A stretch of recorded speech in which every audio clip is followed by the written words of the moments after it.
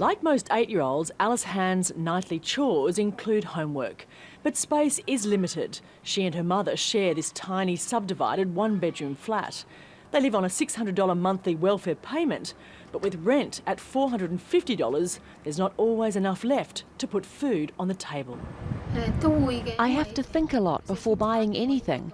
Sometimes I eat less or skip meals so that she can eat well. You see, she's quite skinny. Maybe she doesn't get enough nutrition.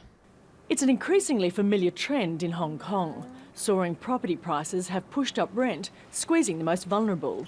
The latest government figures for 2016 show 20% of the population live below the poverty line. It's not possible to close the gap totally, but there's a need to do something, right? We can't say we can't eliminate the poverty situation and then we do nothing. The wealth gap between rich and poor in Hong Kong is also at its highest level in more than 4 decades, according to the latest government data. 10% of the city are now earning 44 times that of the poorest households, who have an average income of $320 a month. There are now around 1 million people struggling to get by in Hong Kong, and while the elderly are considered the most vulnerable, welfare groups say 1 in every 5 children are now living in poverty, and a quarter of those are not getting access to basic food needs.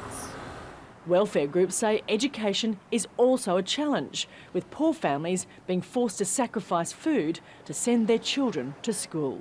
Education system, school require them to pay a lot, so they have to save the money to pay this kind of expenditure, so they don't have enough money for free meals. I want my daughter to be happy and healthy when she grows up. I tell her to study hard if she wants to change her living conditions, because we are poor. We need to rely on ourselves. In a city where rich and poor coexist in the same space, it's a tough reality, which welfare groups say the government must urgently address. Clarke, Jazeera, Hong Kong.